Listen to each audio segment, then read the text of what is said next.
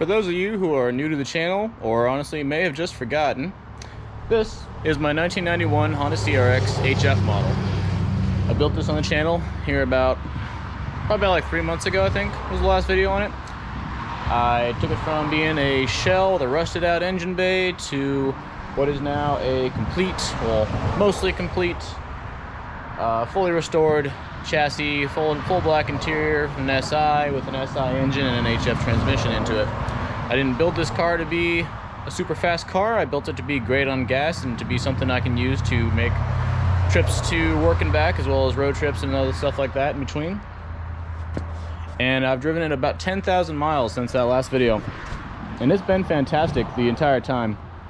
It's given me just a few issues here and there, but overall it's been a great car and I'm loving it. However, with the SI engine it has, and while that is a much better engine than what originally came in these as far as horsepower wise, it's not what I intended to use in this car to begin with. If you remember back, I used that engine as a kind of an emergency backup because my engine was taking a little too long at the machine shop. And I figured out why, and I'll explain that in a minute. But now it's been about 6 months since I originally dropped my block off at the machine shop, and I finally got it back. So that's where this comes in. So this is a D15 B6 HF engine. It's extremely similar to the D16 A6 that's currently in it, except a smaller displacement. And this one has just the most bare bones working internals you can possibly get. It's 2 valves per cylinder, has a tiny little intake. This thing's probably as wide as like 2 inches or something like that. And it makes probably 50 horsepower on a good day. And while it's not in any way impressive as far as performance wise, it will get around 50 to 60 miles per gallon depending on how you drive it. Currently, the SI D16 in this car, even with the HF transmission, which has the super long gears, only gets about 40 miles a gallon. And while that isn't exactly terrible, it's not what I was hoping for out of this car. So today, I'm going to be pulling the engine out of this thing and getting this thing back into it. Now the reason why it took so long at the machine shop, there's no reason why, you know, any engine block should take anywhere near that much time normally, right? So the whole problem I had with it is that the D15 B6, specifically that engine only, is the only engine in the entire D series lineup that ever used 17mm wrist pins, I think like 38mm rod bearings. I could be wrong, don't quote me on that. And it even used a smaller like output shaft on the drive shaft. So that's all well and good because I just ordered parts, since we tried to do, because I needed new pistons because we had to bore out the cylinders by 20 thousandths. We found out that literally no one makes pistons, wrist pins, rod bearings. Yeah, no one makes pistons or rod bearings for this engine. So we couldn't get those, and I wasn't about to pay like $300 a piston to get custom pistons made just to put in this block to make 50 horsepower. So what I ended up doing to remedy that is I did a whole bunch of research, found out that the DX block, the D15B2, is effectively identical to this block. Like the block itself, if you look underneath it, there's a stamping that says PM3. That's like their denominator for this, you know, D15 short block, with the specific, like, you know, cuts for the line bore for the shaft and stuff like that. The only difference between that and the D15 B6 is the pistons and rods and the crank. So what I did is I went to the junkyard and I found a D15 B2 block that just happened to be there, pulled all the internals out of it, and turned this into what is effectively now a D15 B2 short block with, you know, the right stamp. The compression numbers should be pretty much identical, so I don't think it's going to affect the tune or anything like that. It should run pretty much the exact same. It just has a little bit bigger bearings and wrist pins, which, yeah, I really don't think it's going to be difficult, or I don't think it's going to be too big of a change. So if you happen to have a HF block that you're trying to rebuild to get, you know, good gas mileage again because yours is worn out and, you know, 30 plus years old, just know you're gonna have an issue with finding those parts if you need them. So what I would recommend doing is just finding a D15B2 or even a D15B7. They are identical with short blocks, and you can just use that block. But I will, you know, I'll be testing out to figure out if it'll perform exactly the same or not, so you can go off this video. But anyway, with all that explanation out of the way, I'm gonna go ahead and get this old engine out of here and get the engine bay prepped to put that engine back in, and I will see you when I'm done. All right, so got the engine out last night.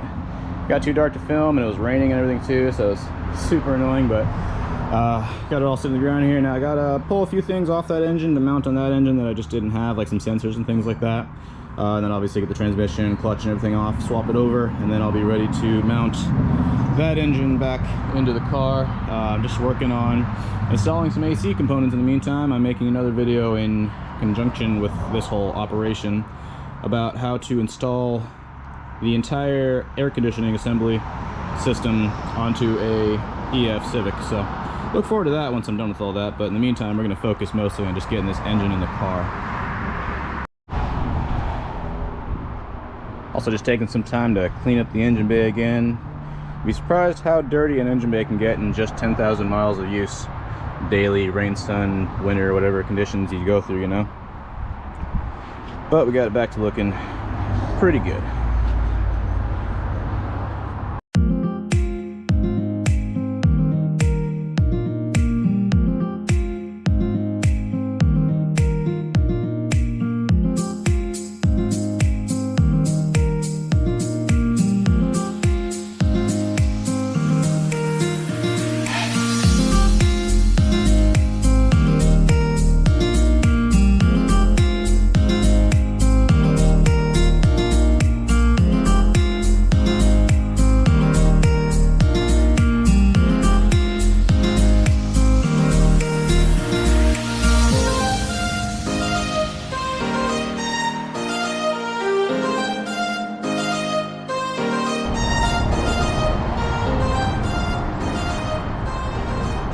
Alright, well I got the majority of it mounted and in place. Just gotta connect the last few things, like, you know, the clutch cable, the throttle cable, just, you know, hoses, lines, stuff like that. And yeah, should be pretty much ready to go. I do have to fix this connection because whenever I was pulling it out, like, I don't even know exactly how it happened, but this broke. So that's the controller for the starter motor, and then I was hoping this wouldn't be an issue, but unfortunately, because the EGR valve is on this manifold, unlike the SI manifold, it doesn't have the inlet for the fuel on the side of the rail. It has it on the top of the rail, and this hose is just not quite long enough to reach. I was thinking maybe I could straighten this out and that might be enough. I might try that still, or I might just figure out an alternative and just swap it out and save this for a different car. But in any case, I'm gonna go ahead and finish up all those things and get back to you when I'm finished. Save some time in this video. Well, unfortunately it's extremely windy and noisy right now, but unfortunately everything just kind of lined up to be finished at this point. So I got everything all buttoned up for the most part. Well, actually just completely buttoned up. Got all my HF stuff installed, swapped out from all the SI stuff kind of had bolted up in here. I got all the fluids filled up. I got a overflow burper funnel for my coolant system. That's gonna have to wait till after I finish getting the car warmed up so the thermostat can open and fill the system before I can take it off. But pretty much done at this point, and I cranked it over and got the oil pressure all primed. Now I got everything hooked back up for the distributor so I can actually start it. So fingers crossed, hopefully right now it'll just start right up for us. Can't really see any reason why it wouldn't, but you never know. So fuel prime a little bit more, and here we go. Okay.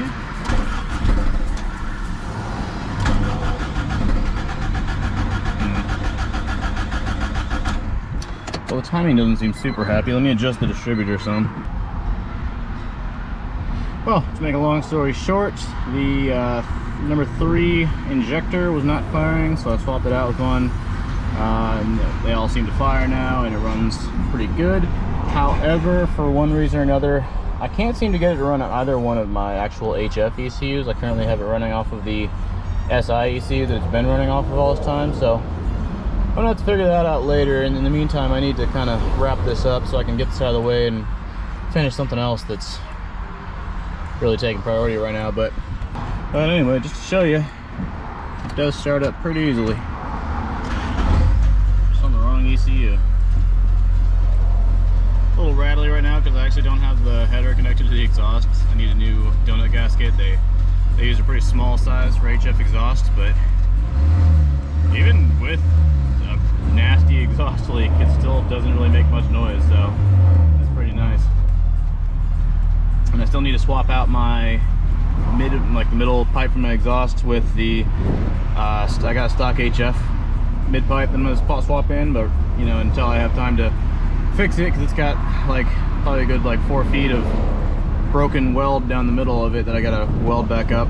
But I'll get that on later. In the meantime, I'll just have 2 catalytic converters, I guess. Saving the earth out here.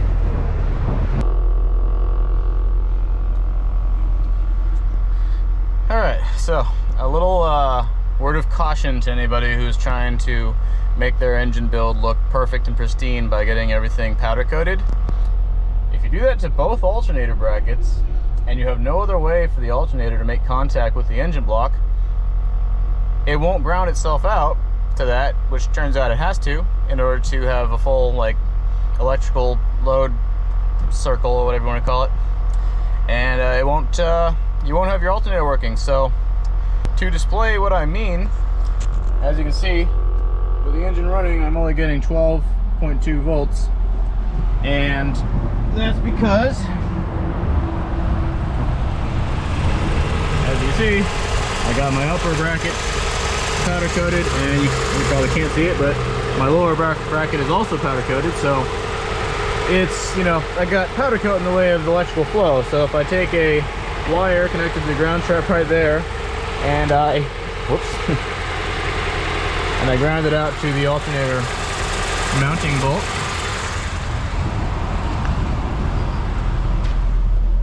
you can see that now I have 14.2 volts. So I guess in order to remedy that, I'm gonna have to probably grind a little paint off my alternator bracket. Not the end of the world, but lesson learned. In the future, I'll be getting that piece zinc coated, or at least just cleaning up the spots where it mounts so that I can get some electrical flow to it.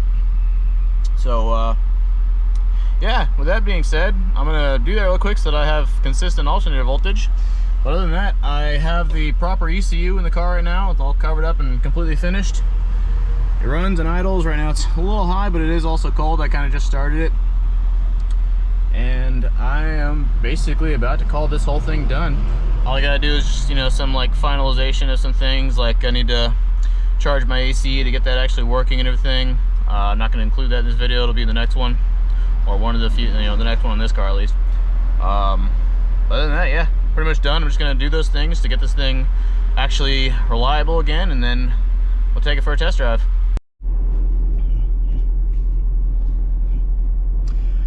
All right, got that alternator issue fixed up. I don't know if you can see that or not, but I'm getting about 14 volts.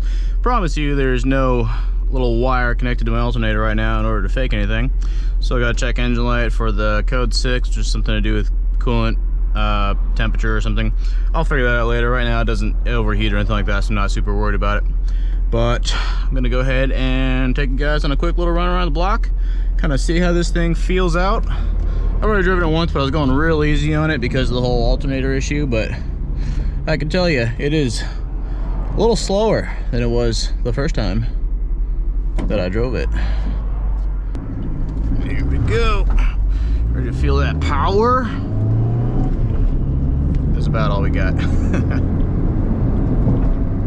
I am also going still going a little easy on it. This is still within the first 50 miles of being a new engine and everything, so I'm not trying to over rev it or anything like that. Keeping below 3,000 RPM if I can manage it.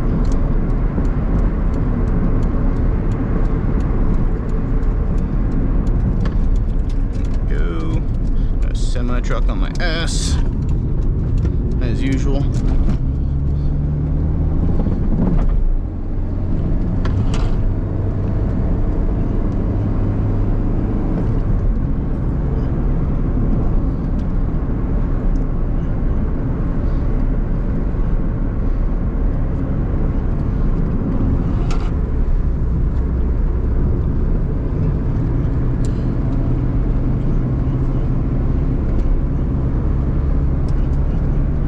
It drives good, to be completely honest with you. Like, even not really babying it, but not, you know, going hard on it, it doesn't feel so sluggish that you can't drive it, you know? Like, everyone wants to tell me that. Every time I tell them I'm building an actual, like, proper stock HF, they're like, oh, dude, those things suck so much, they can't even get to highway speeds, blah, blah, blah. Like, I'm going 55 right now. It took me no massive amount of effort to get that high. Like, honestly, I'm still even in 4th gear. I went to 5th, I'd be kind of low in the RPMs, but the HF motor kind of has some better low-end torque than the SI engine has, honestly, so it's kind of comparable at these speed, at this RPM. Once you get it up high, like this thing redlines at like 5,000, I think, maybe 5,500, so you can't take it too high in the rev range, but honestly, you really don't need it. Back when I had the SI engine, I would only really stay like below 3,000 almost always. These gears are super long. You don't really need to rev it out, especially if you have, you know, enough horsepower, which the SI engine did, but this thing is more geared, like tuned to have better low-end torque anyway. So despite the fact that it is a seriously weak engine with a very low RPM, you know, a very low rev range, it does what it needs to do. Like, this is 2nd gear. 2nd gear is, you know, around like a tight turn like that, it's always going to be a little sluggish when you get going, but, you know, we're already back at 45. It's only been a couple seconds. These cars are honestly perfectly streetable the way they are in stock form.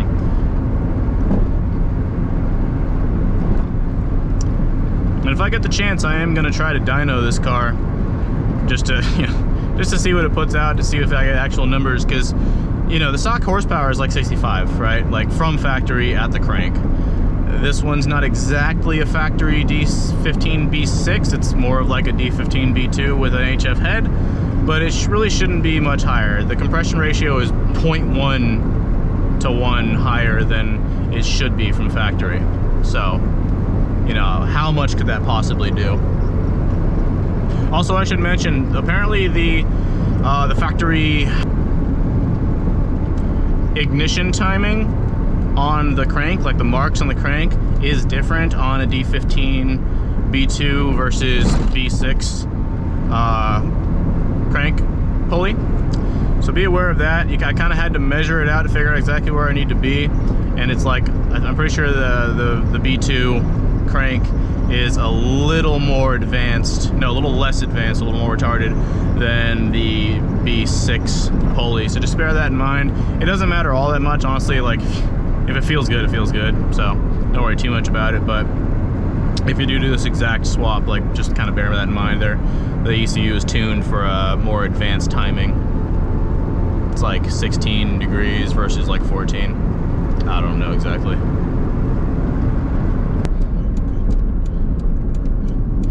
Gonna get back on the highway here, and I'm not really gonna do really big pull, but I am gonna kind of show you how the acceleration is when you're not, you know, gunning it. Just gotta wait for literally every single person in the world to go past me.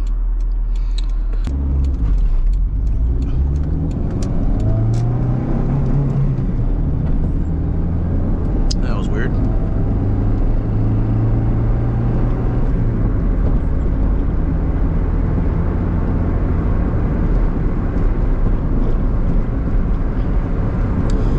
Yeah, I'm not sure exactly how many seconds that was. Feel free to count them, but I mean, that was 60 right there.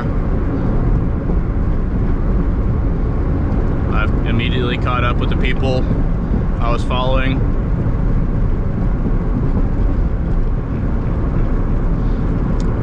For legality's sake, we're gonna say the speed limit on this road is 60.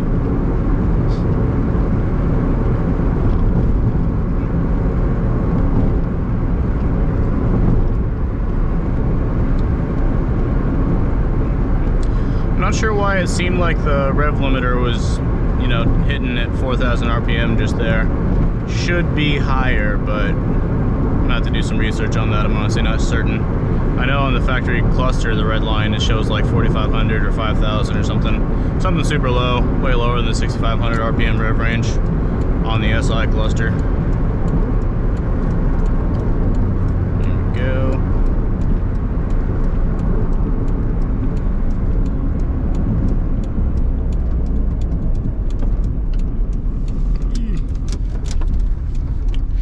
And I'm home.